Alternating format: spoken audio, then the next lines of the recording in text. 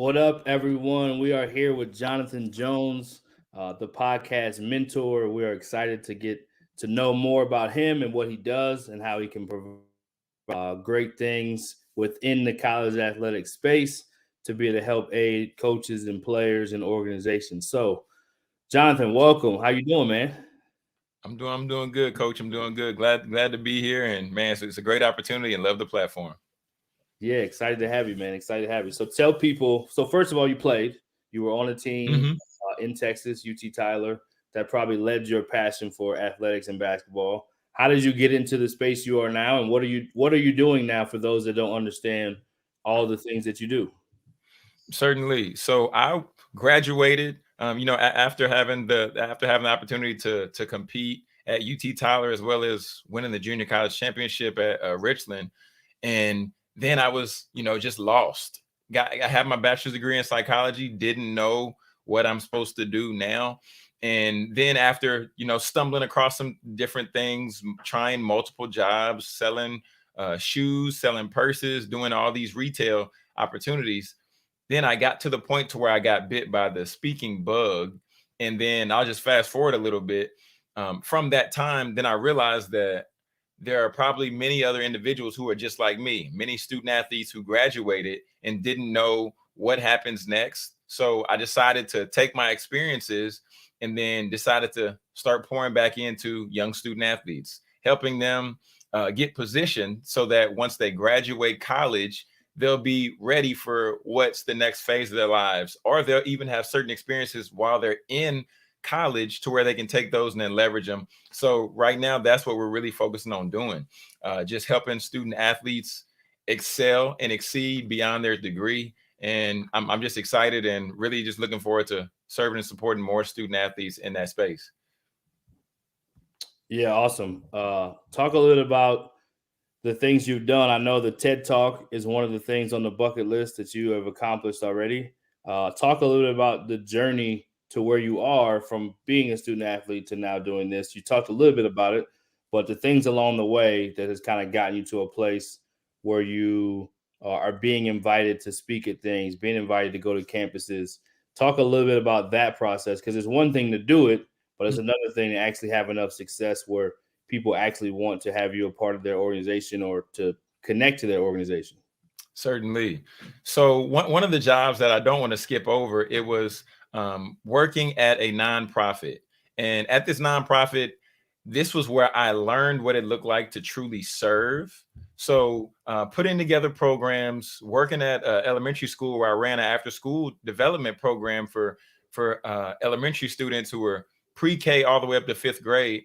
This was when I started to learn those principles that I've been be able to apply now, such as understanding operating with integrity, such as having the ability to communicate clearly, and making sure that I was responsible and accountable for my fellow colleagues and team members. So getting those foundational principles and those foundational points, that was when I was first introduced to public speaking. And then I said, I want to do this. I want to do more of this. So what it looked like after that was then I got with a coach, and I began to invest in myself. I began to invest in my own development. And then I even invested $5,000 to work with my father, who helped me author and publish my first book, which ultimately became a bestseller. So doing those things, and of course, there's many other things down the line, but doing those things helped get me a level of exposure to grow my mindset. But then, even in addition to growing my mindset, then I was able to get more practice with the public speaking and being able to build relationships, cultivate those relationships, and then find a place to where I can serve. So reaching out to colleges, seeing what was the need that a lot of their student athletes had, and then based on those needs, networking, relationship building, skills building, seeing how I can go and share a presentation or a word that can help them moving forward.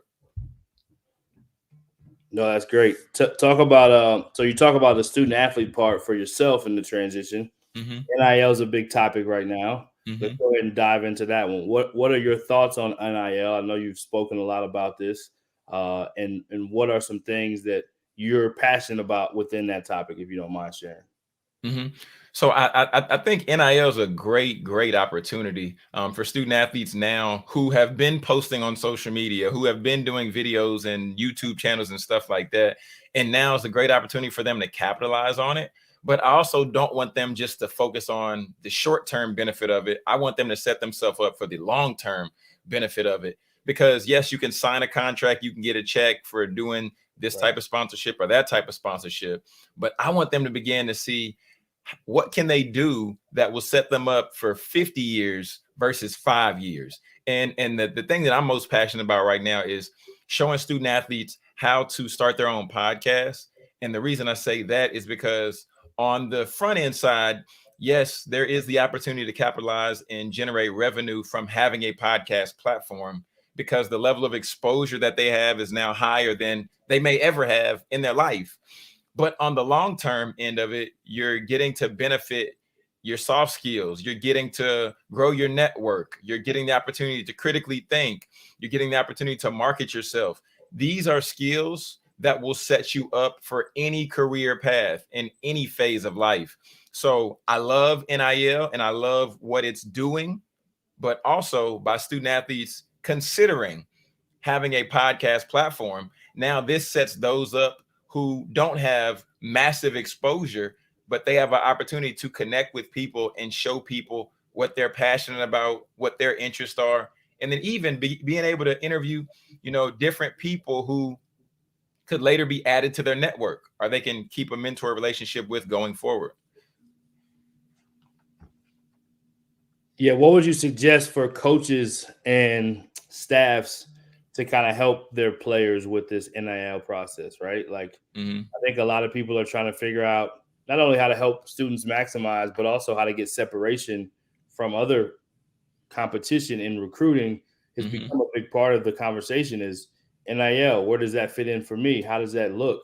And there's only so much a coach can talk about per se, per NCAA rules. However, what are some things that maybe suggestions or maybe even leads that they can help with a student athlete with even creating their own podcast? What would you, if you were talking to a college staff, what would you kind of advise them on?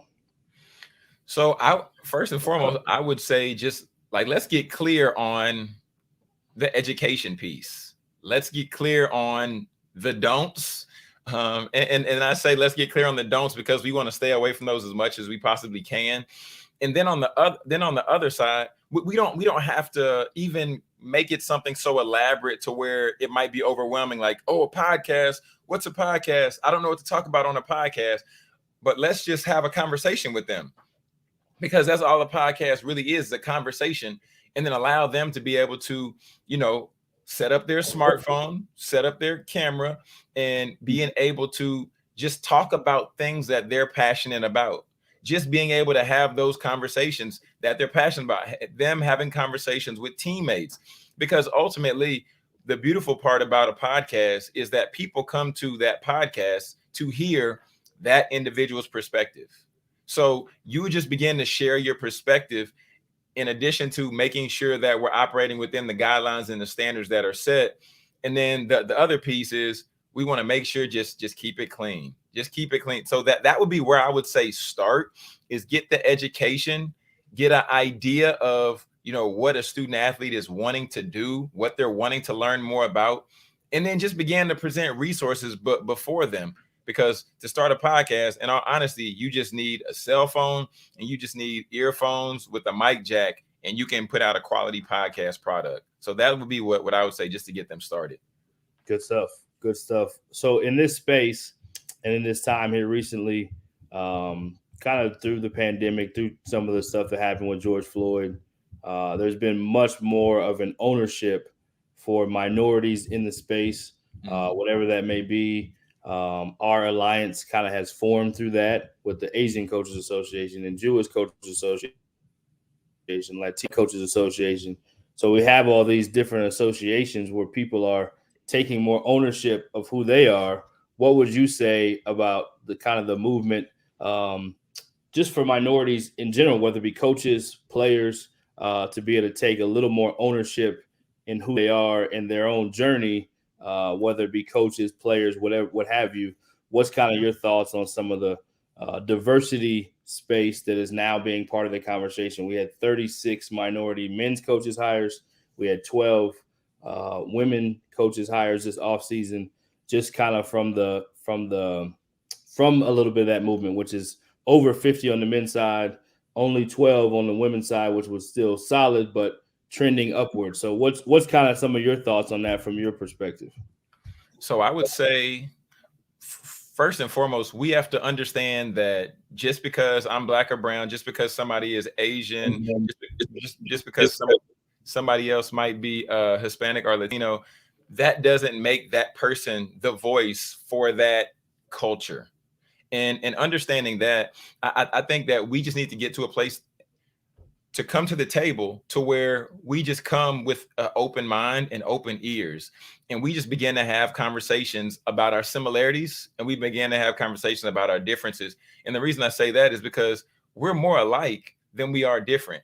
And this is coming from a guy who, I've grown up in the South. I was raised in the church, and then when I was in grad school, we had to go out to we had to basically get a different type of experience. So I went to a mosque, and going through that process and realizing that there are a lot of similarities here, but if I just projected what I thought and what I assumed, then I would have continued to move forward with that judgment and just with that thought process. So I say we own our differences, and if we're wrong, or if we know that we've done something to wrong someone, let's own up to it, because when we own up to it, we can start from a level ground, and then we can move forward. But if we never own up to certain things, then we never can grow from that and move forward.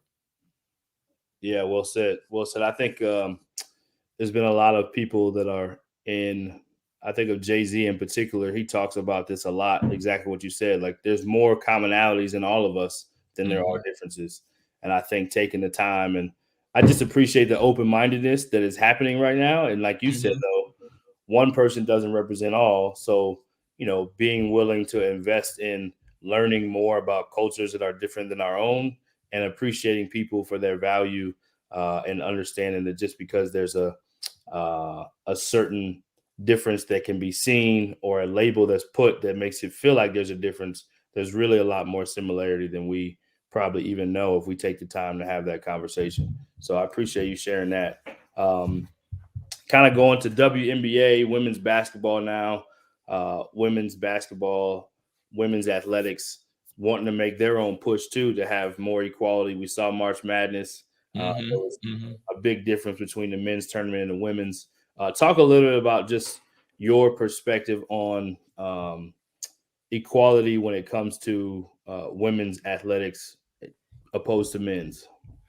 So I think the tide is slowly but surely starting to shift. Or let me say, I think the awareness is starting to be increased, because there's always been value in women's athletics. I even remember going back to high school, and there was a few young ladies who were on the varsity team there, and they would give some of the guys the blues because they were just that talented. And I think now is just the time to where the spotlight is starting to be shown onto women's athletics, and we need to continue to elevate those voices, because with the initial movement, I believe, just in terms of some of the Black Lives Matter conversation, this started with the WNBA, and then the NBA got some of the attention just based on them having a slightly larger platform.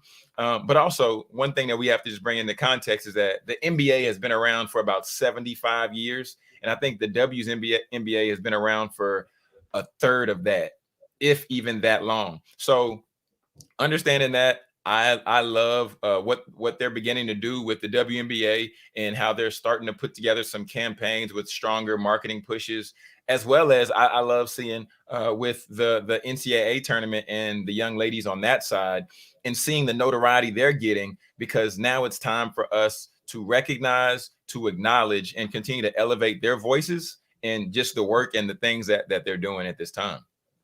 Yeah, great stuff. Great stuff. So with your background, you played junior college as well, had success, won championships. You have psychology in your educational background. You're public speaking, doing TED Talks. You've written a book. what's a couple of things that you would say along your journey that you've learned or picked up that you would want to pass forward to, whether it be a coach, an athletic director, a player, whoever may kind of come across this message? I want them to identify the platform that they have now and put themselves in position for 50 years down the line, because there are so many coaches that have gigantic platforms right now. So many coaches, so many young leaders that have platforms, and they have not done a great job of positioning themselves once they leave that college, once they leave that institution, or once they go somewhere else. So I would encourage them to think about how you can take the push and the awareness and just the authority that you've established now and set yourself up for long term, which could easily be a book, which could be you starting a podcast and beginning to transfer some of those fans, some of those followers, some of those supporters over to your own personal platform. Because once you leave the college, let's say the University of Tennessee, once you leave the University of Tennessee, the volunteers, you're maybe going to have the support of a third of them after you leave. So let's see how we can begin to convert some of those fans, some of those followers into our own personal community, so that we can not only continue to benefit, but also continue to serve and support those individuals at a high level. So that would be what I want to leave with people, is knowing the value of your intellectual property, and then starting to categorize it into a community of your own. Very good. Very good. So we'll have some fun kind of in this last stretch. Who has been two of your favorite guests that you've had on your podcast? Two of my favorite. So one was favorite episodes. I don't want to just say episode. Okay. Yeah. Okay. So one was I had my friend come on when I was doing Beyond the Ball. I had my friend Coach Eric DeRue. He's now at Texas Tech. Had him come on, and he basically gives a master class on TikTok. So that's an episode of high value. And then also Coach Robert Robinson from Last Chance U. I interviewed him, and his story was just powerful. So those were really two interviews. And then one last one I have to say, Dr. Emmett Gill, because this is the DEI Alliance Spotlight. Dr. Emmett Gill, he is a genius. And that episode there, so rich. So talk about who Dr. Emmett Gill is real quick, just so people that don't know. Okay, yeah. So Dr. Emmett Gill, goodness, I know he's a social worker, and also he's a professor at George Washington University, I believe. And the work that he does is all around creating the awareness and all around helping people in the DEI space and just creating more equitable opportunities. So that's a short on Dr. Emmett Gill, but that's not doing him any justice. Dr. Emmett Gill, he's worth the search on Google. That's awesome. Tell me one of the moments that you had doing your podcast, or even doing a TED Talk or public speaking, that was like a nervous moment. That's like man, I started there, but look where I am now. Do you have one of those look back moments? Wow, I started there and looked back. So at one point during the first TEDx talk that I did, I was nervous. The fact that I was the last speaker, I was like, oh my goodness, these are middle school students. I'm the last speaker. I don't know how this is going to go. But then ultimately, they were really engaged, and they rock with me. And so that was one of those moments to where it was nerve-wracking, because there's about 800 middle schoolers in that crowd. But just seeing that, luckily I got them on my side, and then we were able to rock it out. I love it. Okay, last thing. Tell us one funny story about your journey, either playing or post-playing career, speaking, writing, podcasting. Any one funny story that either happened with you or a guest or anything, family, whatever you got for us. Try to see if we can end on a little laughter note. See what you got for us. Okay, one funny story. Or even just a great moment. It can be a celebratory moment. Sometimes the funny ones get a little bit harder to reach back. So we'll just say even a celebratory moment that was like, this is a cool moment to look back at. I got you. Well, I guess I'll make this one kind of funny. So for me, I always wanted to be, I always wanted to be the starter on the team. Never really got the opportunity until one game at my junior college. And, I'm excited. The coach is telling me to go in the game. And then Coach Brown, I'm just so excited. I'm ready to run in the game. But he was like, son, you have to take off your warm-up first. I wasn't used to getting in the game. I wasn't used to, getting the opportunity to, run out and everything like that. So I had to, pull off the warm-up. But just looking back at that and just thinking about all those memories with basketball, that was a fun time. And that was a funny moment to look back on. Absolutely. Well, we'll have to have you back, Jay Jones. We appreciate the time. How do people connect? We have your website at the bottom. We have your social handle. What will people find when they go to your website, and what would you want them to come to your website to be able to connect to? Yeah. So now all roads lead to podcasting. For me, I'm showing coaches, speakers, consultants how to establish their platform and then ultimately be able to profit from their podcast. So if you go to my social media, Jonathan Jones Speaks on all platforms, then that's what you're going to find. You're going to find content about how to start a podcast, how to launch a podcast, how to monetize a podcast. Or if you're looking to see about, having me come to your university or institution to speak, you can go to jonathanjonespeaks.com as well. And then we have a booking tab there. But I wouldn't be doing any justice if I don't say the title of my podcast. It's called Your Podcast Mentor Show with Jonathan Jones. And that's what I talk about as well, how to start, launch, and monetize the podcast. Awesome. Well, Jay Jones, keep up the great work. You're impacting more lives than you probably even know. We appreciate you taking the time today, and you're always a friend here with Rising Coaches DEI. So whatever we can do to support, let us know, and keep up the great work. Yes, sir. Most definitely, Coach. And I definitely appreciate you, Coach Brian, for the work that you're doing and just having this platform and be willing to share it. So thank you. Yeah, appreciate it greatly, man. Have a great one.